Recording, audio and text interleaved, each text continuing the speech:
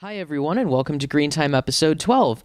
I'm here today with Zommies the Very Good Kitty and Opie the Very Naughty Kitty to talk to you about renewable energy credits and carbon offsets.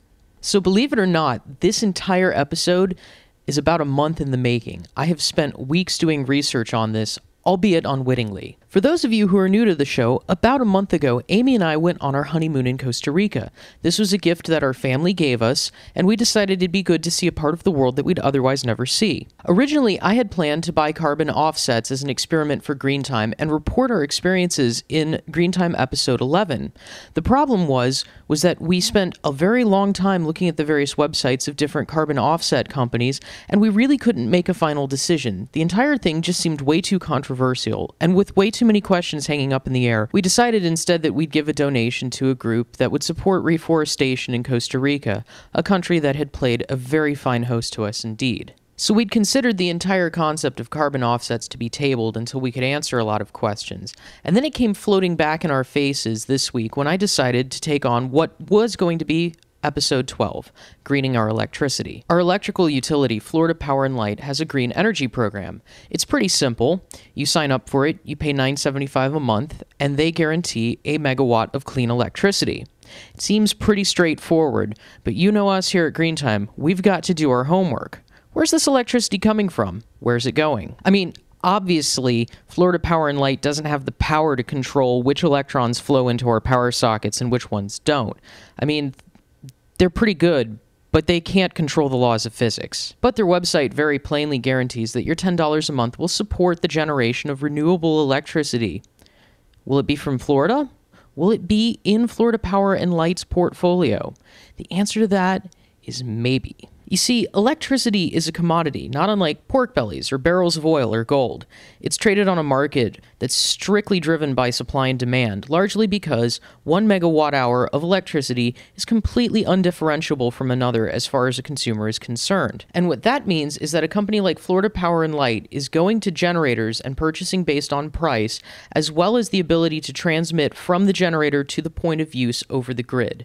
Those are the major dynamics at play in the electricity market, not greenness. In fact, a company like Florida Power & Light may not even have access to the points of generation of green electricity to buy from. So how is it that they, and virtually every other electricity utility in the United States of America, can provide a green electricity program?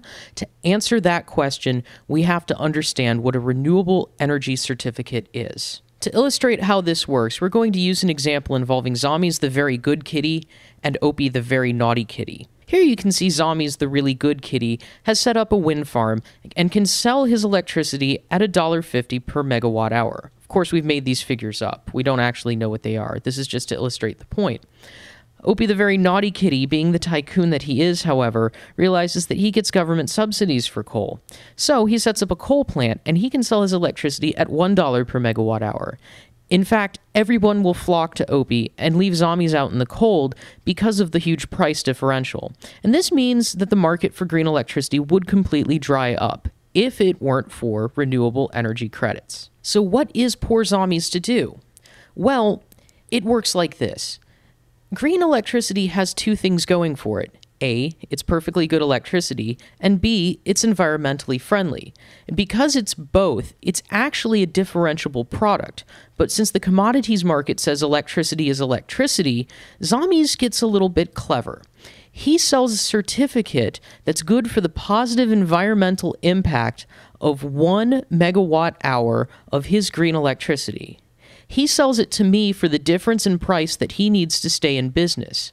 I get to buy it knowing that I've brought to market 1 megawatt hour of green electricity. He gets to make money selling the electricity, and somewhere in the world, a person that neither of us even know is consuming the electricity through his power utility, purchased through his local power commodities exchange. Everyone wins. Everyone gets the exact commodity that we're looking for. If it seems like a bunch of fuzzy economics, I can assure you it's not. Intangibles are still quite real assets, and a transaction is still a contract. In this case, the contract is for the generation of the megawatt hour of electricity. That's going to get sold on the grid somewhere, potentially displacing things like coal or nuclear. Everybody still wins, and you can rest assured if you have a good REC, that you have actually helped to put green electricity in the system. But none of this is to say that there isn't the potential for abuse. Consider the different ways in which somebody could fleece people using RECs. For example, how do we know that an REC issued is uniquely tied to one moment of generation? What if we sell the same REC over and over and over again? That's a real issue. And there's a real answer to it, and that's third-party certification. Specifically, Florida Power & Light purchases RECs that are certified to a standard called Green E. Green E is a protocol for the proper issuance, bookkeeping, trading, retirement of, and oversight of RECs.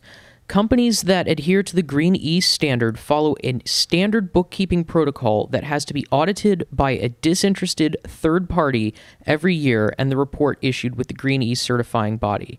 This, much like many early commodities certificates, is designed to help ensure that the REC you receive through a Green E certification process is genuine and valid for the transaction. In addition, Florida Power & Light promises that for every person participating in their green electricity program, they will contribute money to a general fund that will be used to begin building solar plants. In fact, they're already starting to build their first one in Sarasota, Florida. And we're very pleased with this. We hope that FPL will keep this up and continue it in the future. So in a really funny and roundabout way, this actually brings us around to talking about offsets. I want to address this idea that buying a carbon offset is an indulgence. Let's try to keep in mind what indulgences were. Those were services the Catholic Church offered that promised you rightness with God if you paid them money. In fact, at the pinnacle, you could pay for your dead relatives in purgatory. Now, it's important to understand that wasn't funding a sin mitigation project. It was just general church funds. It was just a way for people to get money. The difference here is that if you pick the proper offset that goes to a project that's good, you are actually funding something. It's like a charitable donation, and that's a very, very different thing. It's important to remember that it's not possible for us to conserve away everything until we're finally left carbon neutral. Even the no-impact man has some impact. And so carbon offsets will remain a valuable tool for us to try to find rough spots and fix them for the future. So until next time, this is Rhett, and Zami's the very good kitty who now owns his own wind farm, wishing you carbon neutral dreams.